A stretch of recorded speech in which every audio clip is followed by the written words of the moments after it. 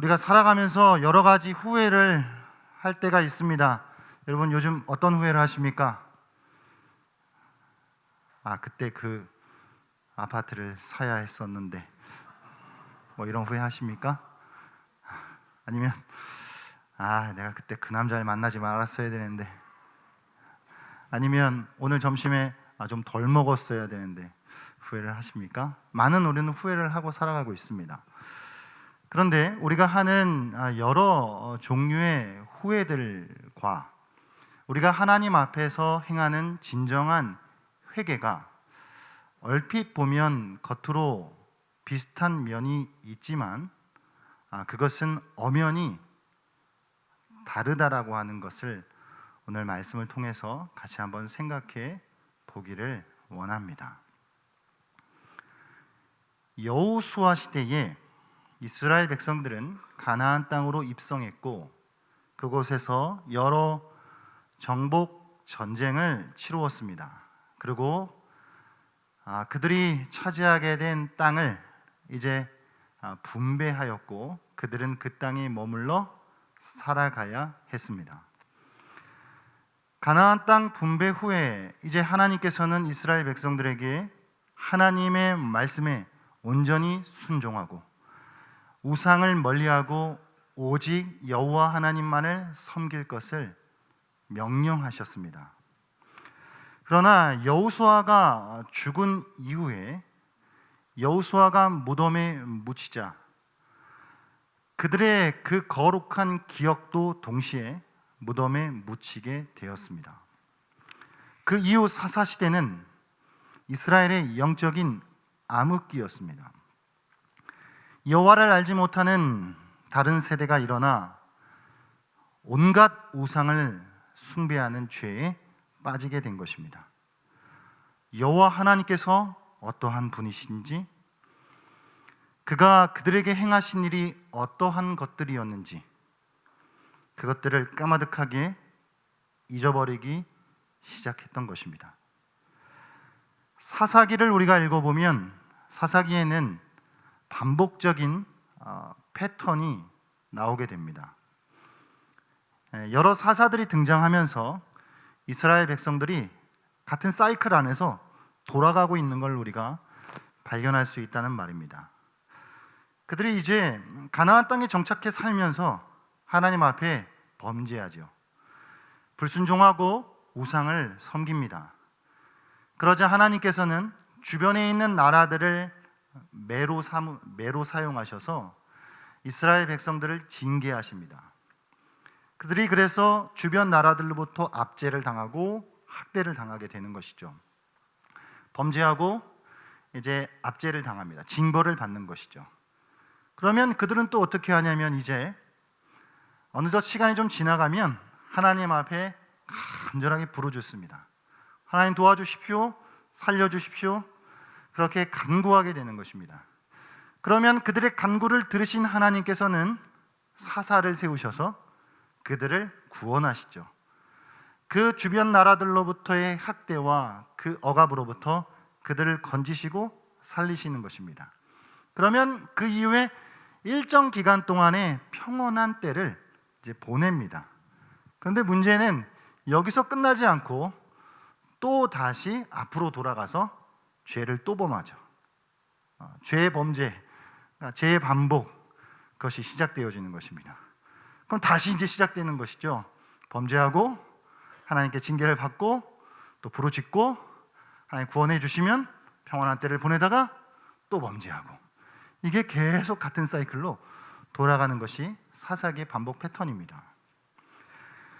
오늘 우리가 읽은 이 사사기 6장은 이제 본격적으로 기드온 기사인데, 이 기드온 사사 이전에 사사들을 잠시 살펴보면 그 사사들의 이야기들 속에도 같은 패턴이 계속 반복되는 걸 보죠. 첫 번째 이스라엘 사사 온니엘입니다. 온니엘이 이제 이스라엘 백성들이 하나님 앞에 범죄하고 메소포타미아 구산 리사디엠으로부터 대략 8년 정도 고통을 이제 당하던 그 이스라엘 백성들에게 하나님이 온니엘을 세우셔서 저들을 이제 구원하십니다. 그렇게 또 어느덧 평온한 때를 보내다가 또 범죄를 하지요. 그러자 하나님께서는 모압 왕 에글론으로부터 저들을 또 고통당하게 하십니다. 그러자 이제 18년 정도 시간이 지난 뒤에 하나님이 사사 에훗을 세우셔서 저들을 또 다시 구원해 주시지요. 그러고 나서 이제 또 다시 범죄를 합니다. 그러자 하나님이 블레셋을 도구로 삼으셔서 저들을 또 때리십니다. 그러자 이제 하나님께서는 또 블레셋의 고통으로, 블레셋의 압제로부터 고통당하는, 그래서 하나님 앞에 부르짖는 그 이스라엘 백성들에게 사사 삼가를 세우셔서 저들을 또 살려주시죠. 그러다 또 평안한 때를 보내고 또 다시 범죄합니다. 네 번째인데요, 가나안 하솔 왕 야빈으로부터 20년 기간 동안 학대를 당하고 하나님 앞에 부르짖자 하나님이 사사 드보라를 세우셔서 그들을 또 구원해 주시는 것입니다. 이 이야기가 뻔해요. 같은 패턴 안에서 계속 돌아가요. 어떻게 보면 참 미련한 것 아닌가 라는 생각이 들기도 합니다. 그러고 나서 또다시 범죄한 그 이스라엘 백성들, 그러자 하나님이 미디안을 들으셔서, 그리고 미디안, 아말렉, 동방연합군들을 통해서 이스라엘 백성들을 또 때리시는데 그게 한 7년 정도의 시간이 지납니다. 그러자 저들이 또 하나님 앞에 이제 부르짖고 같은 패턴 이제 돌아가는 것이죠. 오늘 사사기 6장 1절 본문 말씀인데요, 같이 다시 한번 읽어보겠습니다. 시작. 이스라엘 자손이 또 여호와의 목전에 악을 행하셨으므로 여호와께서 7년 동안 그들을 미디안의 손에 넘겨주시니. 아멘. 하나님 앞에 또다시 죄를 짓습니다. 하나님 미디안을 들어서 그들 백성을 징계하시죠. 미디안을 통한 징벌은 너무 직접적이었습니다. 그러니까 막 뼛속까지 다가오는 그런 아픔이었어요. 왜냐하면 먹을 걸 다 뺏어갔기 때문이에요. 사람이 먹을 게 없으면 얼마나 고통스럽겠습니까? 6장 4절 말씀인데요, 같이 한번 읽어보겠습니다. 진을 치고 가사에 이르도록 토지 소산을 멸하여 이스라엘 가운데에 먹을 것을 남겨두지 아니하며 양이나 소나 나귀도 네, 이렇게 먹을 걸 다 뺏어가니까 사람이 배가 고프고 궁핍해지는 거예요. 미디안의 침략으로 이스라엘은 굶어 죽을 지경에 이르렀습니다. 그래서 그들은 다시 하나님께 부르짖죠. 지금까지 우리가 예상하는 대로 흘러가고 있습니다. 6장 6절인데요, 같이 한번 읽어볼까요? 궁핍함이 심한지라 이에 이스라엘 자손이 여호와께 부르짖었더라. 아멘. 예상대로 흘러가고 있습니다. 그 백성의 이 부르짖음을 통해서 우리가 이제 그 다음 예상은, 하나님이 이제 그들이 부르짖었고 도와달라고 하니까 사사를 이제 보내셔야 되는 게 자연스러워요. 그런데 이게 이전까지 사사들의 반복적 패턴이었는데 이번에는 조금 다릅니다. 뭐가 다르냐면 사사를 보내시기 전에 뜻밖에도 선지자를 먼저 보내신 것입니다. 오늘 6장 8절 상반절인데요, 그 말씀 같이 한번 보겠습니다. 여호와께서 이스라엘 자손에게 한 선지자를 보내시니. 거기까지만 읽겠습니다. 그러니까 부르짖는 이스라엘 백성들에게 그 이전 같아서는 이제 부르짖었으면 사사를 이제 보내셔서 저들을 구원해 주셔야 되는데 그거 전에 선지자를 먼저 보내시는, 요게 그동안의 패턴과 조금 차이가 있는 점이라고 하는 것이죠. 그러면 왜 하나님께서 사사를 보내시기 전에 선지자를 먼저 보내신 것일까? 거기에는 나름대로의 이유가 있다라고 하는 것입니다. 이스라엘 백성의 부르짖음에 무언가 문제가 있었기 때문이라고 하는 것이죠. 물론 하나님이요, 능력이 있으셔서 얼마든지 저들이 부르짖으면 곧바로 사사를 보내셔서 저들을 구원해 주실 수 있습니다. 하지만 그렇게 하지 않으신 것은 그보다 중요한 문제가 있었기 때문입니다. 단지 사사를 보내셔서 구원해 주는 것이 전부가 아니었단 말이죠. 사사를 통해서 건지시고 살리시면 그 백성들은 또다시 죄를 반복할 것이 뻔했기 때문입니다. 그보다 먼저 짚고 넘어가야 할 것이 있었다는 말입니다. 그것은 그 백성이 자신들의 현재 상태, 자신들이 처해져 있는 지금 문제, 그것을 정확히 아는 것이었습니다. 저들이 지금 왜 미디안의 손에 빠져 압제를 당하고 있는 것인지, 무엇이 원인인지, 왜 일이 이 지경까지 되어버린 것인지 그것을 먼저 생각해야 했다는 것입니다. 그래야 비로소 원인 파악을 제대로 하고 문제의 본질에 접근할 수 있었기 때문입니다. 예를 들면은 사람이 병이 들어서 병원에 가죠. 그럼 의사는요, 지금 질병에 대한 그 원인이 무엇인지, 매운 음식을 많이 먹었다든지 기름진 음식을 많이 먹었다든지 운동이 부족했다든지 여러 가지 이제 원인들을 이제 또 설명해 주고 이제 알려줄 것입니다, 환자에게. 그 환자는 그 원인을 듣고 앞으로 그 부분에 대해서 이제 열심히 또 조심하고 신경을 쓰면서 생활을 하겠지요.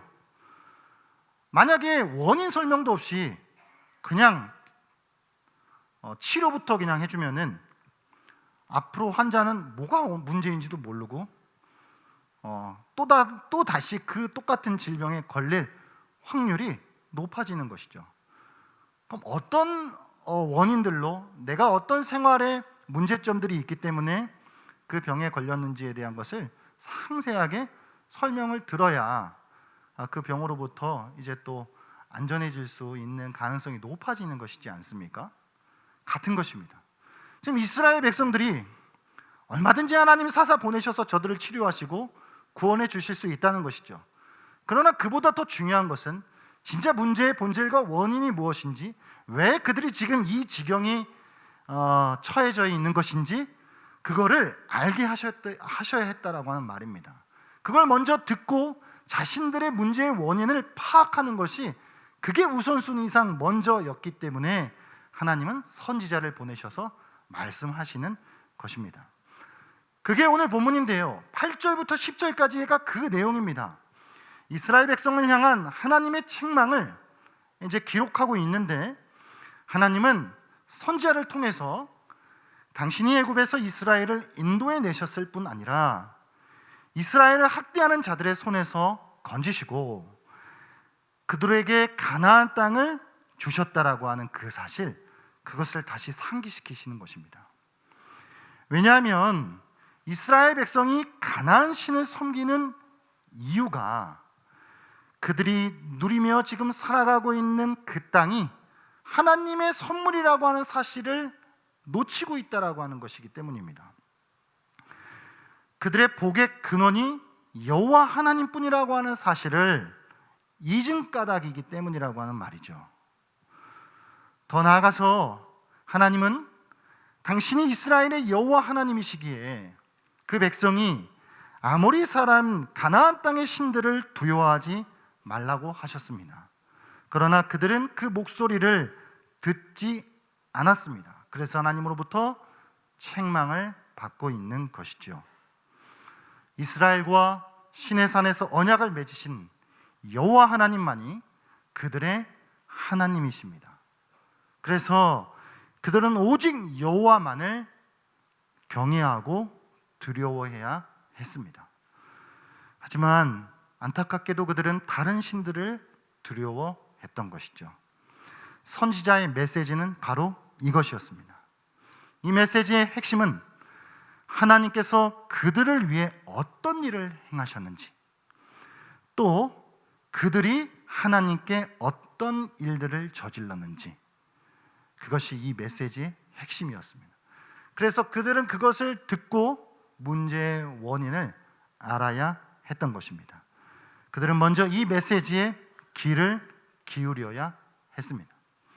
그리고 진실로 회개하여서 하나님께로 돌이켜야 했던 것입니다. 오늘 이 전체 본문에서 오늘 말씀 제목이 회개는 후회와 다르다인데, 저들의 그 부르짖음에 있었던 그 문제가 무엇인지 우리는 이제 생각을 해야 하는데요. 부르짖긴 부르짖었지만 그들의 부르짖음은 회개에 가깝기보다는 후회에 가까웠다라고 하는 것입니다. 그 부르짖음에는 무엇인가 부족한 것이 있었다는 것입니다. 하나님이 보시기에 그들의 부르짖음은 회개가 아니었습니다. 그저 후회였을 뿐입니다. 그렇다면 회개와 후회의 차이가 무엇일까요? 첫 번째로, 후회는 죄의 결과에 대한 슬픔이고 회개는 죄 자체에 대한 슬픔입니다. 그래서요, 후회는 진정한 변화를 일으키지 못합니다. 반면에 회개는 진정한 변화를 일으키지요. 왜 그렇습니까? 후회는 죄의 결과에 대한 슬픔일 뿐이고 죄 자체에 대한 슬픔이 아니기 때문입니다.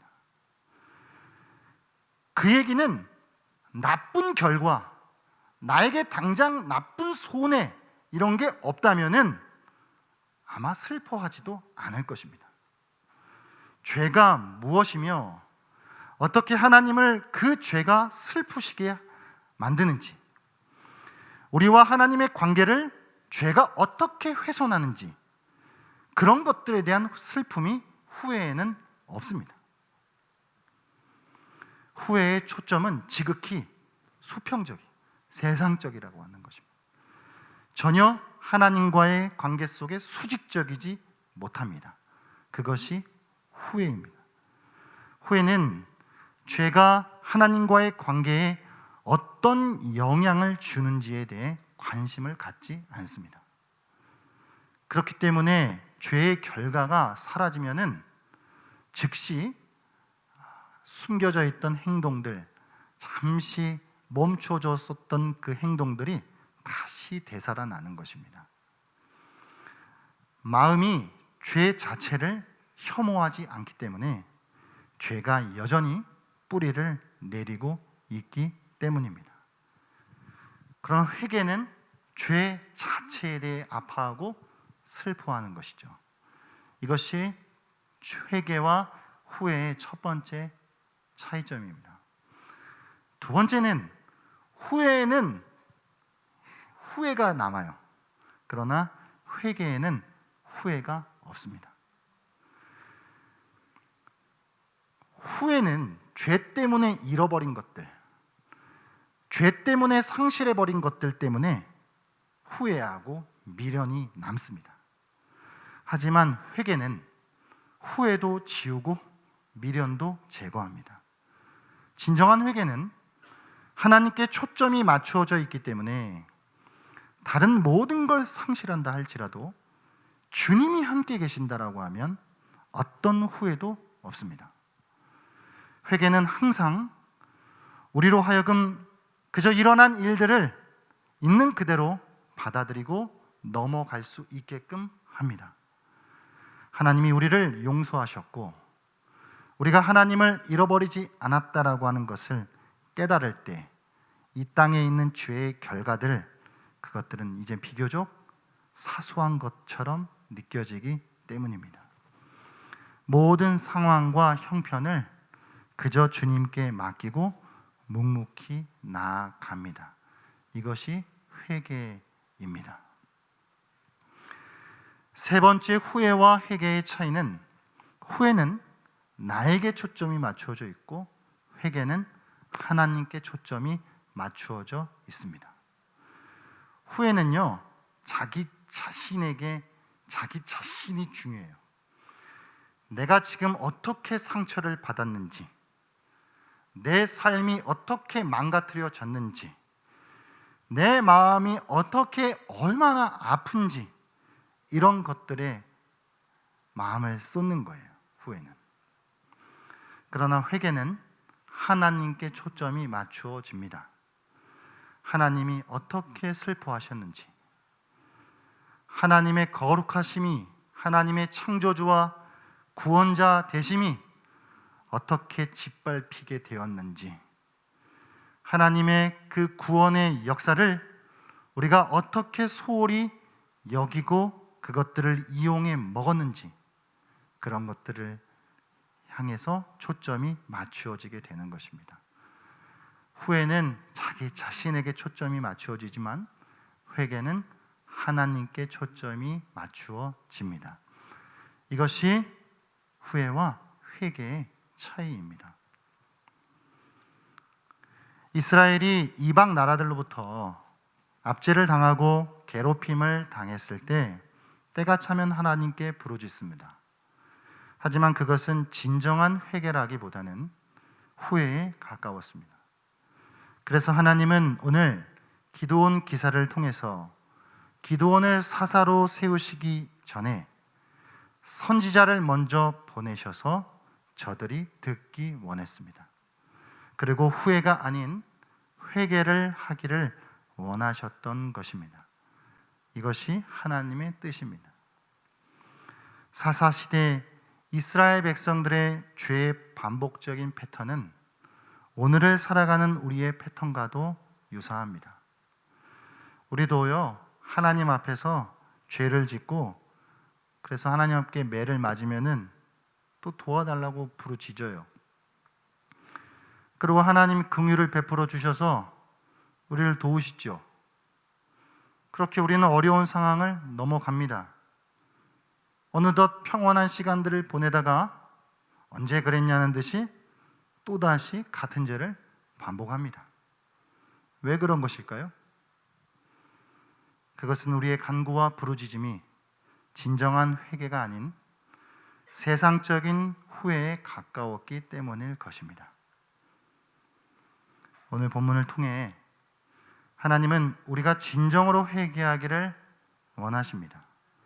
죄의 결과에 대한 슬픔이 아닌 죄 자체에 대한 슬픔과 아픔을 갖기를 원하십니다. 그저 내가 잃어버린 것들, 내가 상실해버린 것들 때문에 후회하고 미련이 남아 아파하기보다 진정한 회개를 통해 후회를 내려놓고 하나님께 모든 것을 맡기고 나아가기를 원하십니다. 그리고 슬픔을 당한 나 자신의 초점을 맞추기보다 우리의 죄 때문에 아파하시고 슬퍼하실 하나님께 초점을 맞추기를 원하십니다. 이것이 사사를 세우시기 이전에 선지자를 먼저 보내셔서 저들로 하여금 깨닫기 원하셨던 하나님의 말씀인 것입니다. 우리의 삶 속에 같은 죄가 반복되고 하나님 앞에 나름대로 부르짖고 도와달라고 간구하지만 같은 생활의 패턴들이 반복된다라고 한다면 우리는 돌아봐야 할 것입니다. 우리의 부르짖음, 우리의 간구, 우리의 기도가 그저 세상적인 슬픔, 세상적인 후회에 가까웠던 것은 아닐지, 그것이 하나님 앞에 진정한 회개였던 것인지 우리는 생각해 보아야 합니다. 진정한 회개는 하나님 앞에 돌이키시는 것이죠. 하나님께로 돌아가는 것입니다. 단지 죄 때문에 나에게 일어난 경제적인 손실, 건강상의 문제, 나의 어떤 삶의 불편함, 이런 것들 때문에 슬퍼하는 것이 아니라 죄 자체를 아파하고 죄 자체를 슬퍼하며 죄 때문에 하나님과 나의 관계가 훼손된 것들을 마음에 품고 아파하는 것이며 그것 때문에 더욱 슬퍼하실 하나님을 묵상하는 것입니다. 이것이 진정한 회개이죠. 혹시나 우리에게 이 모든 감각들조차 마비되어 후회조차도 못하고 죄에 빠져 살아가며 혹시라도 나는 의의 길을 걷고 있다고 착각하며 살아가고 있는 모습은 없는지, 그 모든 감각이 마비되어 있는 것은 아닌지 오늘 말씀을 통해 우리 자신들을 돌아보기를 원합니다. 그래서 우리 안에 진정한 회개의 열매를 맺고 하나님께로 돌이켜서 하나님 기뻐하시는 삶의 자리로 나아갈 수 있는 모두가 될 수 있기를 주의 이름으로 축복합니다. 기도하겠습니다.